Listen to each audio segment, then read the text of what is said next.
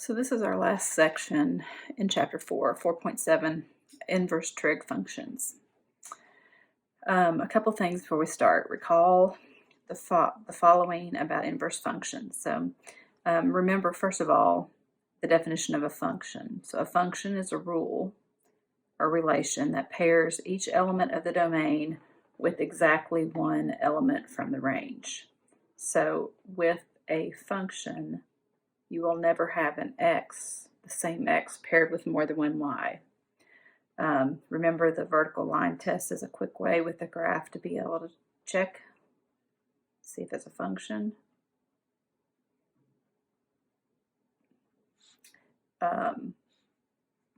Remember also, like in the form of a mapping, if this is my domain, this is my range.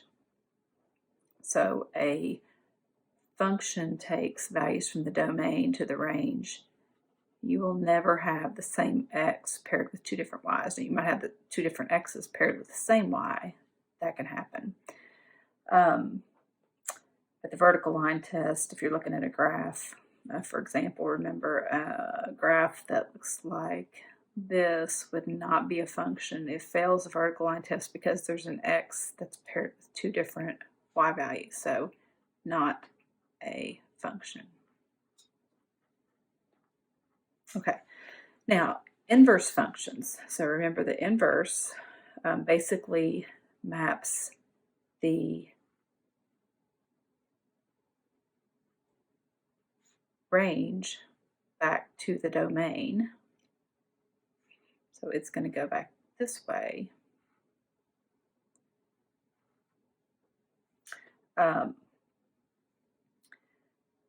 So basically it interchanges the domain and range. As far as whether the inverse, a function, the inverse of a function may or may not be a function. That's what I'm trying to say. So, so you might start with a function, but when you do its inverse, it may or may not be a function. For example, if we go back to this example right here, this is a function. Every x has a unique y. But if you look at the inverse, which maps the range back to the domain, here you would have an x paired with two y's, because remember we switch the x and y when we do the inverse. And so while the original is a function, the inverse is not. So this may or may not be a function.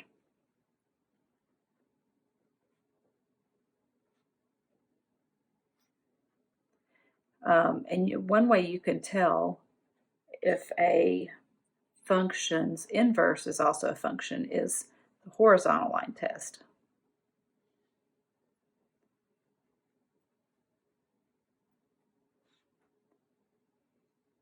Okay, so for example, just take your basic quadratic. It's a function, but it fails the horizontal line test because switching your x and y, you would have an x paired with two different y's, and therefore it would fail. So while this is a function, its inverse is not, unless you restrict the domain. We'll talk more about that in a little bit. Okay, so let's go back to an old problem from previous, disregarding all trig functions right now. Let's just go back to something we dealt with just as an algebraic function. So taking quadratic, y equals x squared minus 4. So let's go back through what happens. What do you do when you want to write the inverse of this function? Okay, well, so since the inverse maps the range back to the domain, or it switches the domain and range, that's exactly what we want to do. We want to switch out the domain and range. So I'm going to swap the x and the y. All right, and so basically that's the inverse function. Now we typically go ahead and solve it for y. So just to put it in a little bit better form. So let's say, let's add 4 over, and then to undo the square, we would take the square root of both sides.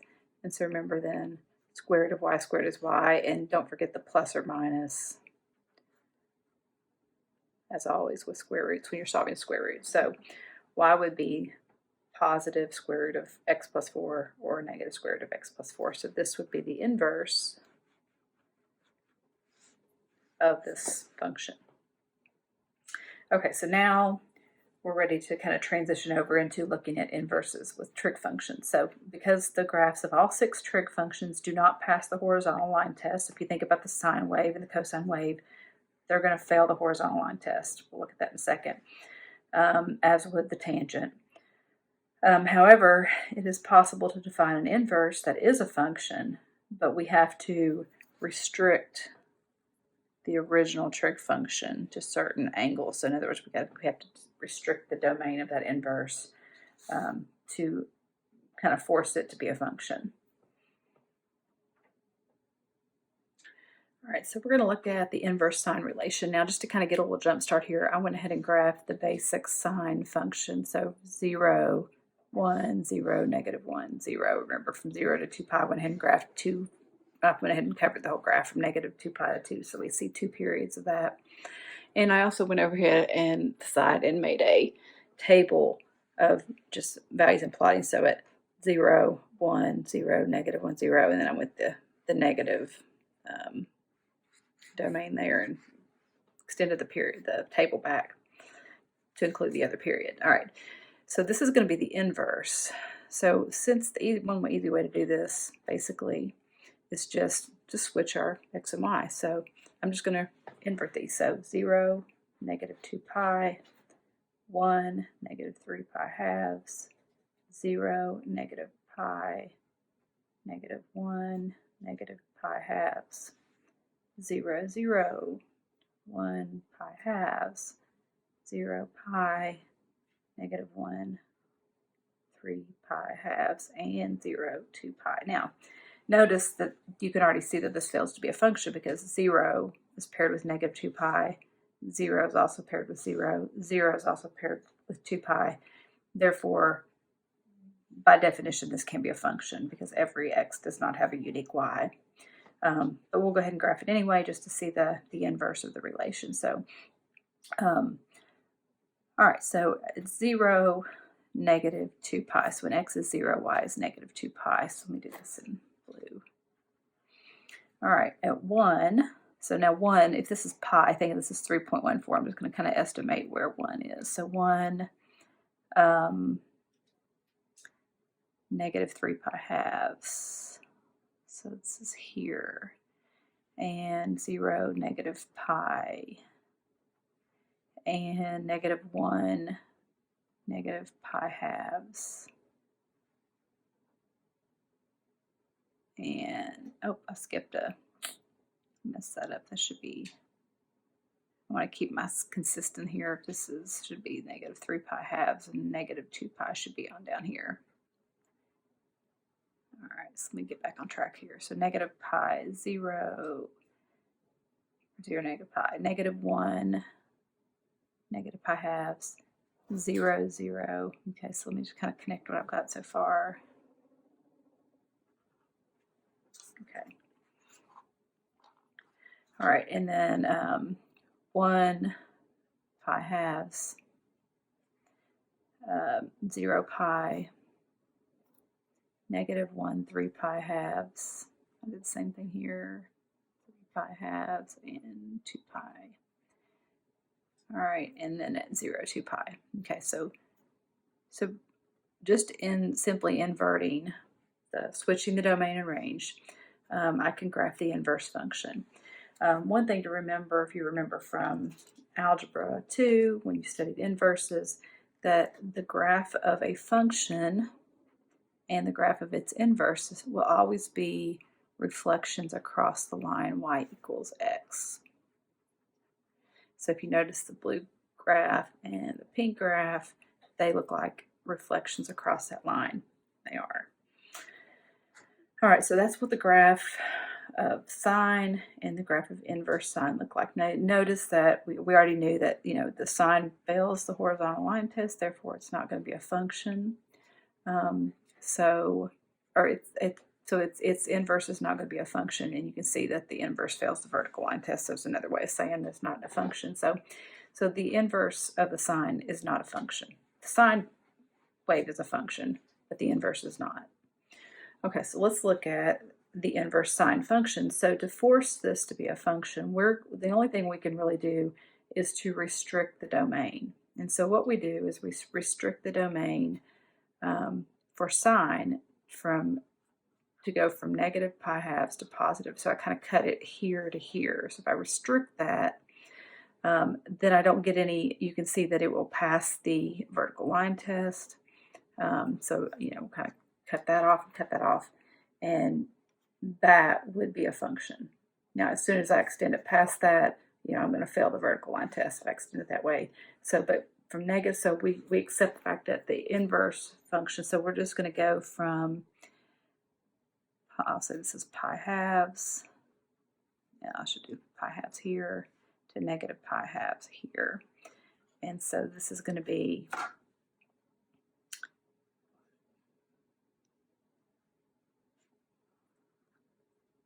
this part is, we're kind of clipping the graph there to there. This is going to be we're going to restrict the domain,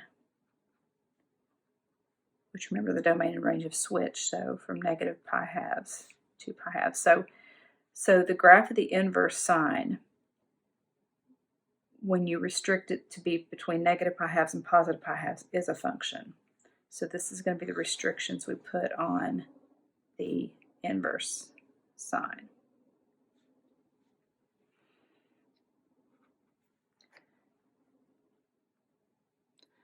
Okay, so let's look at now the inverse cosine. So basically the same as sine. I went ahead, it's because we've done this so many times, and I went ahead and graphed the cosine graph. So I went ahead and made a table of values for 2 periods of it. But again, cosine's a function. The graph of y equals cosine x is a function. It passes the vertical line test. You can see there's no x's that have the same y. But because it fails the horizontal line test, its inverse will not be a function. And you can see over here, after I reversed my domain and range, you can see that 1 and others, as well as other values, are paired with different y values. So it fails to be a function. All right, so let me kind of plot these points so we can see the graph. So at 1, negative 2 pi, again, this graph, let's say this is,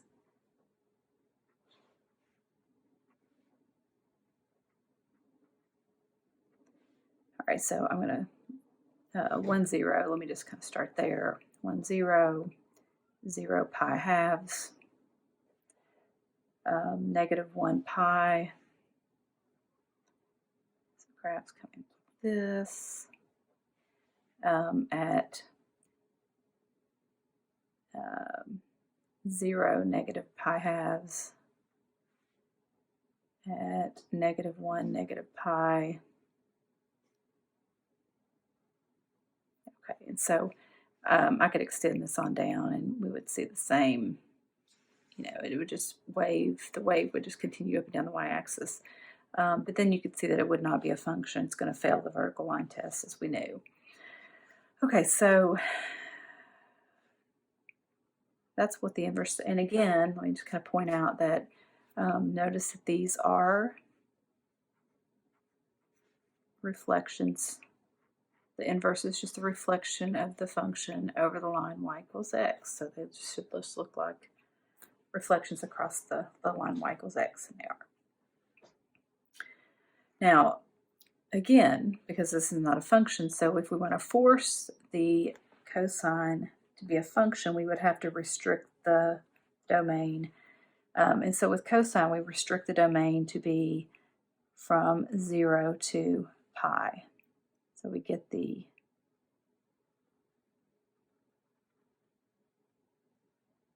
again, as soon as I go past that, I'm no longer a function. So we can kind of clip the graph from there to there, and we get that's the part we would have to just restrict the domain to get cosine to be a function. So the cosine, inverse cosine, we're going to restrict the domain to be between 0 and pi to keep it, in order for it to be a function. Okay, and the last of the 3 we'll look at the inverse for is the tangent function. So I went ahead and started this one with the graph by graphing the tangent, which we've already been through. But remember that from negative pi halves to positive pi halves, you get a complete cycle of the graph. So the asymptotes are at the beginning and the end of the cycle. In the middle is the x-intercept, and then the tangent of negative pi force is -1, the tangent of pi force is 1. And so those are kind of my key points. Okay, I went ahead and put a table of values for the tangent down here, but so this is just y equals tangent of x. So the tangent at negative pi halves, it's undefined. At positive pi halves, it's undefined. At tangent of 0 is 0. Tangent of negative pi force is -1, and the tangent of pi force is 1. All right, so I went ahead and flipped those, switched domain and range out, so I could graph the inverse pretty quickly here. So notice that when y is -1/2, x, it's undefined. So at -1/2 and at +1/2 as well, I'll go ahead and put my asymptotes. The x is undefined when y is positive and negative pi halves. So, all right. And actually I meant to do that on this graph up here. So we'll get back to this one in a second, but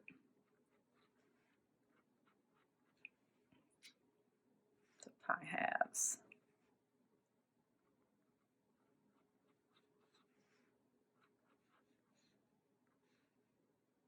Okay, and so in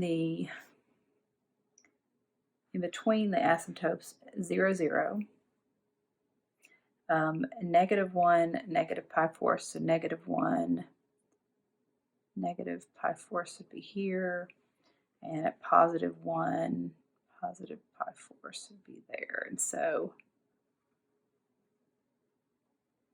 this is what the inverse tangent would look like, and that's just one period of it, and I could extend down if I wanted to, but I would have these all. So you can see it would fail to be a function because the vertical line test would fail if I continued to graph more periods. Okay, so as with the other two functions, the only way that the tangent is going to be a function is if we restrict the domain again. And so with tangent, if you just take from negative pi halves to pi, that alone right there, let me go ahead and put it down here, is a function.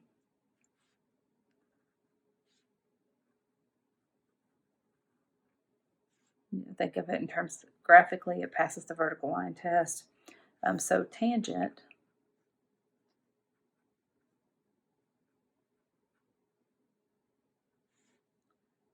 is going to be restricted to negative pi halves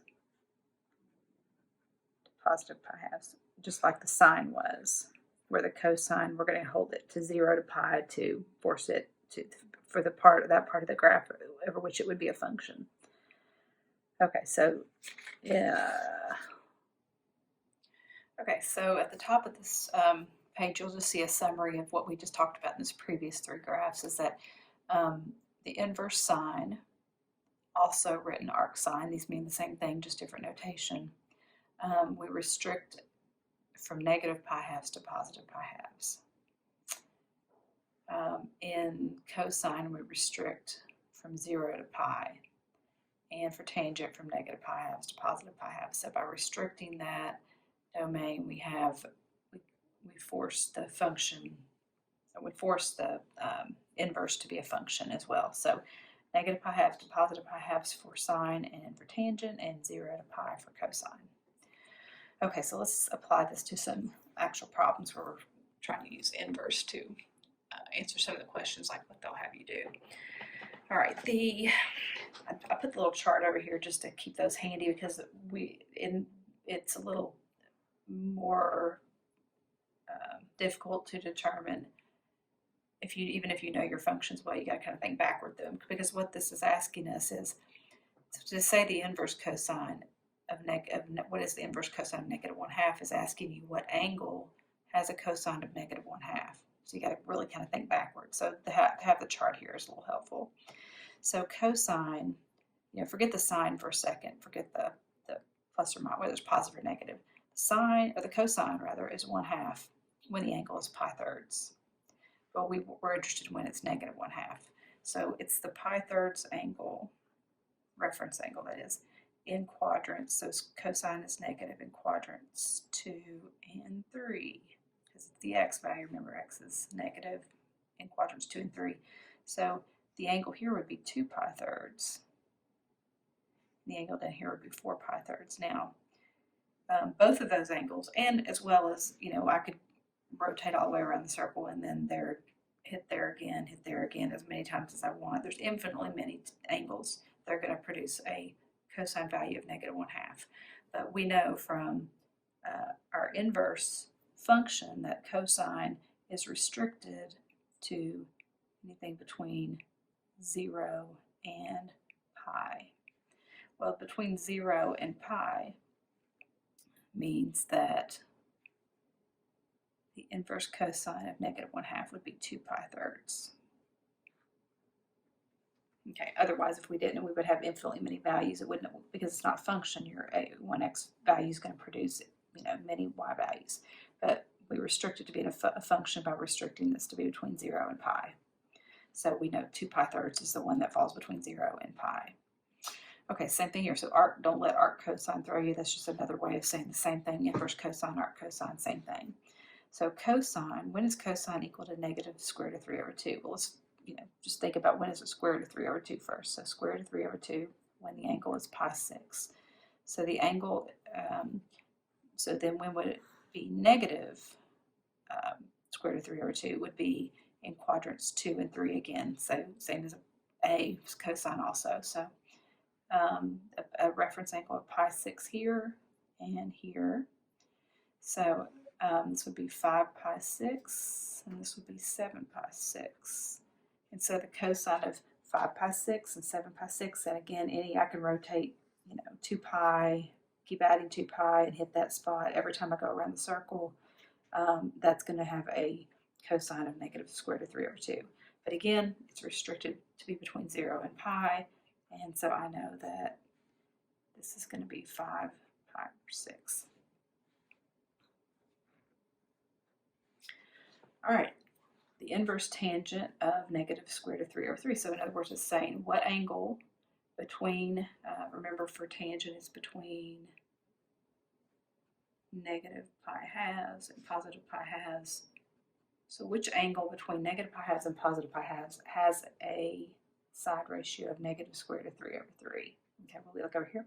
Pi 6 produces a tangent of square root of 3 over 3. So tangent, though, would be negative in quadrants 2 and 4. Okay, so an angle of pi 6 here, a reference angle of pi 6 there, pi 6 here. So this would actually be 5 pi 6 in standard form, and this would be 11 pi 6 in standard form. But 5 pi 6 and 11 pi 6 neither fall into the range between positive pi halves and negative pi halves. The angle I would have to be negative pi 6.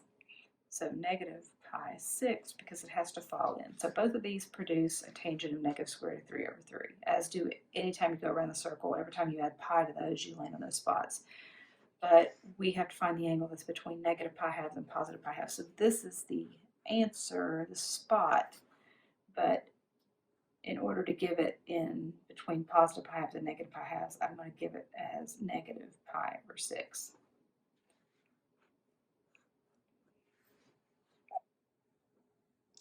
Okay, this section is strictly just putting these in the calculator. So you use a calculator to evaluate each expression to the nearest tenth of a degree. So you want to make sure you're in degree mode. I already did these because I'm using my calculator on my phone.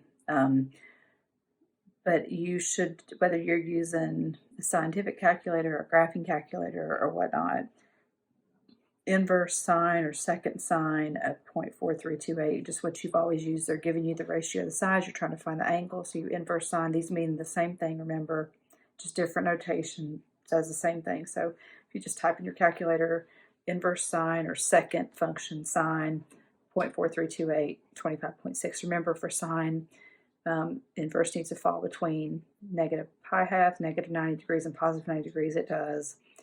If you take the inverse sine of negative 0.4328, you get negative 25.6 degrees, and that falls in the correct domain. Arc cosine, negative 0.7219 is 136.2 degrees. So these were just, there's not a whole lot more to say about those. You just strictly put them into the calculator. And inverse tangent, if you're using like your iPhone calculator, it's second function, and then you'll see the little sine cosine tangent with a -1, which indicates inverse, pop up. And that's all there was to that part. Okay, example 3 is a different kind of a problem. Really, with this problem, if you look at it, 3 times the secant of theta, this is to simplify, 3 times the secant of theta, if theta is equal to the inverse tangent of x over 3 for some real number x. All right, so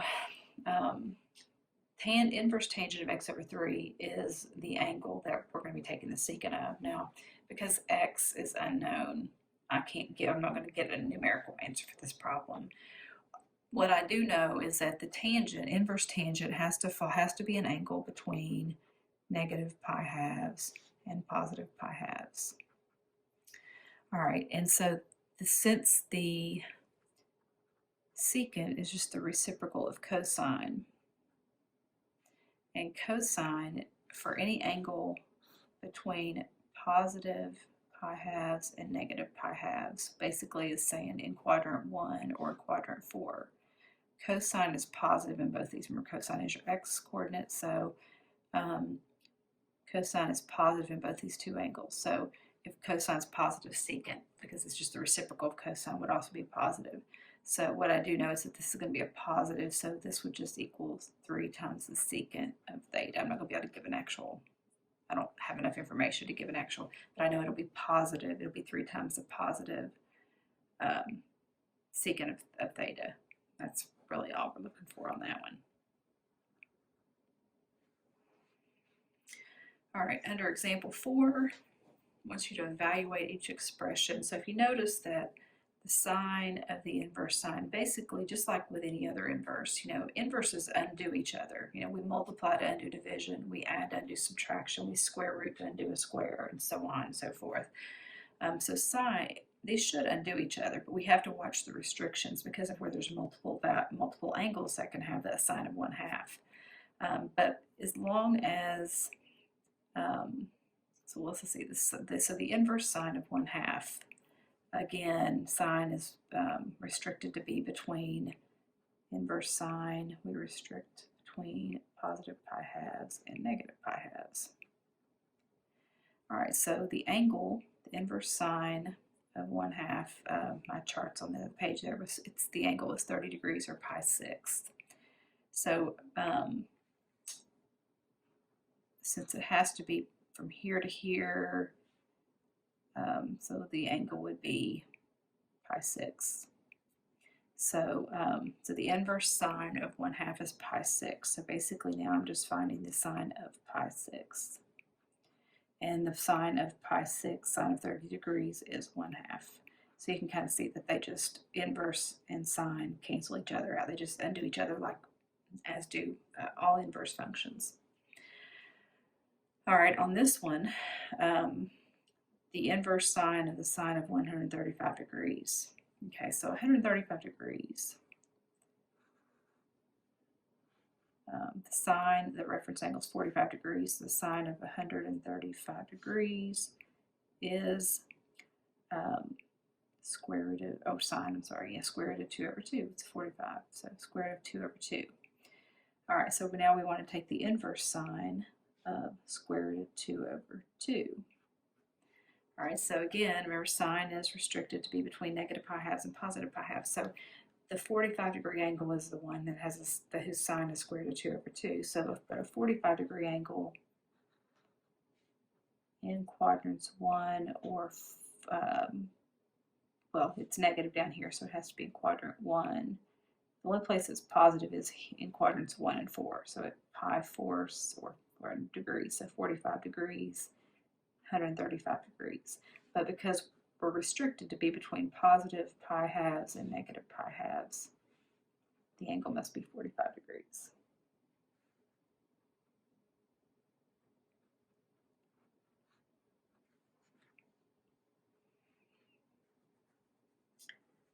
Okay. Number 5 says the inverse cosine of x is, we're trying to find that if x is between 0 and pi. So as long as the angle is between 0 and pi for cosine, then the inverse cosine just basically undoes the cosine, and the answer should just be x. Okay, because it is in the restricted area. All right, and the last one, sine of inverse cosine of x, right? I just want you to write as an equivalent expression in x only. All right, and so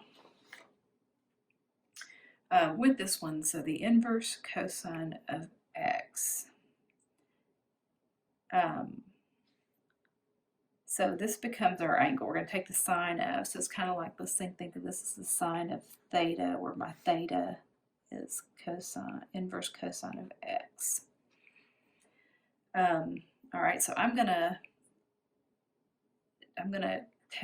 in order to undo the inverse cosine, I'm going to take the cosine of both sides.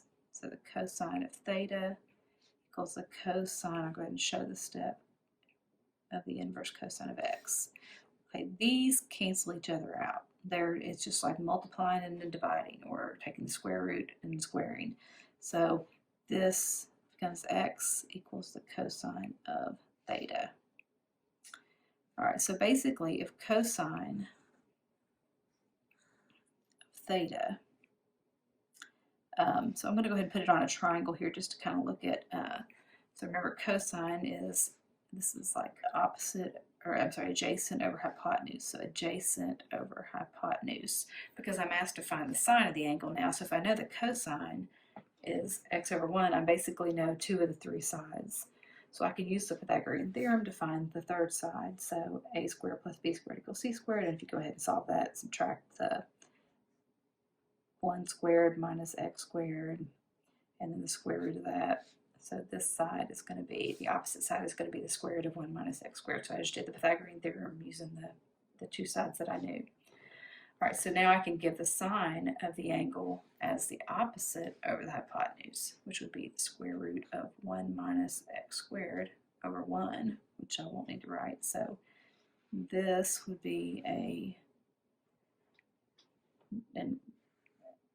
the value of this function simplified in terms of x only.